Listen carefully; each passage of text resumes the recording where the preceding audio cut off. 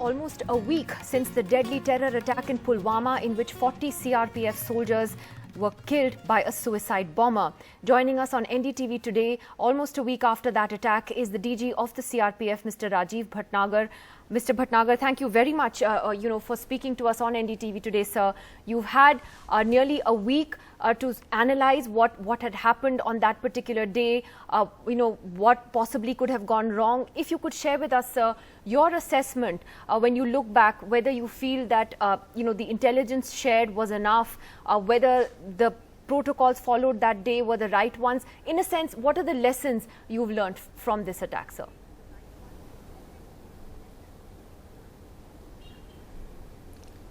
See, the convoy was a routine convoy, and for the last 2 years, we have been successfully running these convoys. The road opening parties were in position.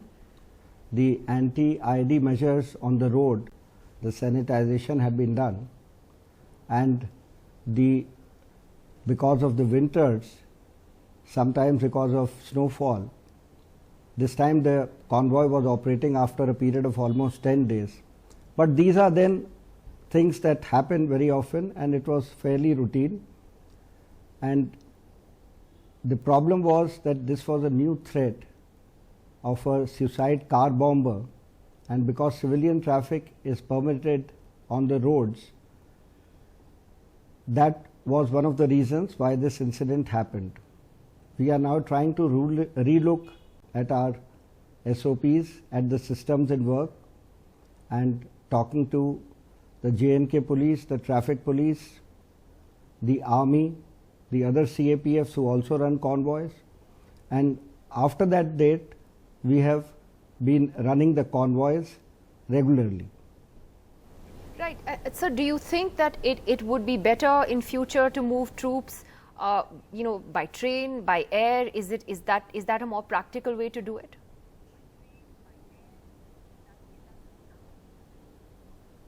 You see, the train option is not there, and the air option can only supplement the convoys. The convoys would still be required, and the air effort can only just supplement it. Only supplemented. As you said, there are some new measures that one has to also appreciate that. Go ahead, sir.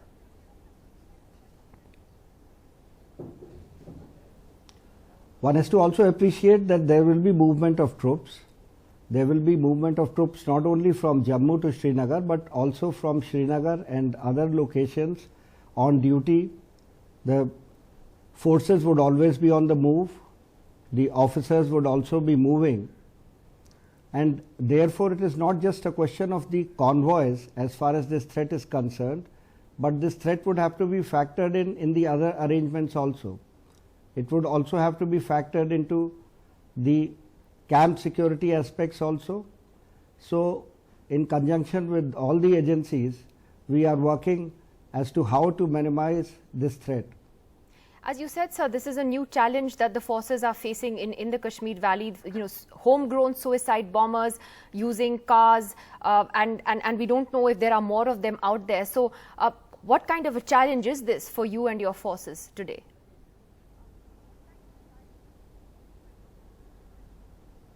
No, it is a challenge, and like I said, that we are working on it in very close coordination with all the other agencies.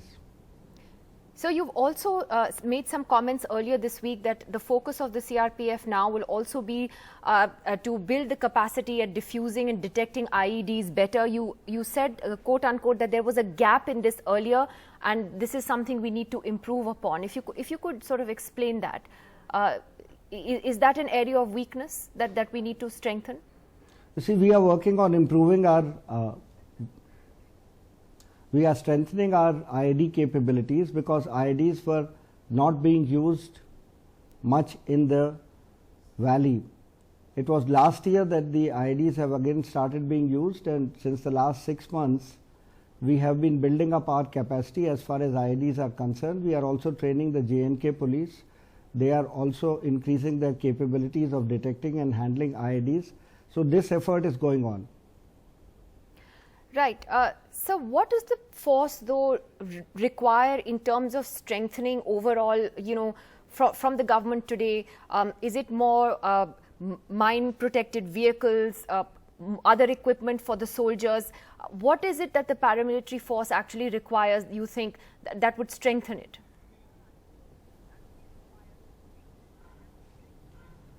See, the requirements of the CRPFs are being met, and the ministry is very supportive, and we are working on strengthening and also hardening our defenses and re-equipping with the latest technology.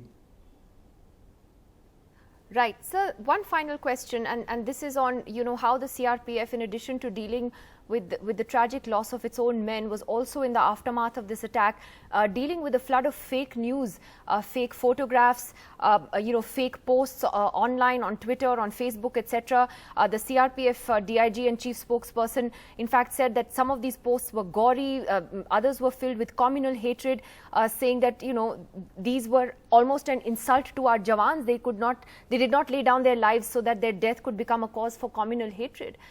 Very strong words by him, and I just wanted to ask you about that, how your force is dealing with this phenomenon now of tackling fake news.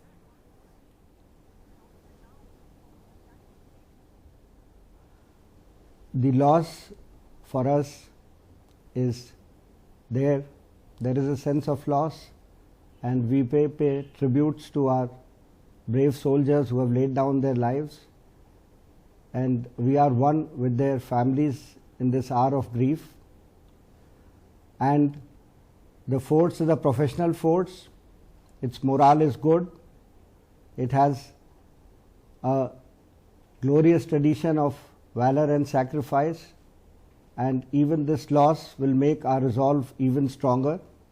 And therefore we had appealed to everyone that we should see that any kind of fake news, fake pictures, any other inflammatory material is not used. This is in the best interest of the country and also in the interest of the force. Is this a new challenge for your forces, sir? In addition to fighting terrorism, now having to fight fake news? It's not easy.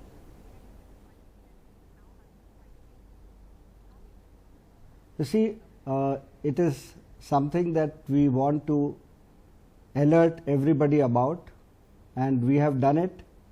And I am also happy to note that there is a lot of cooperation as regards this effort.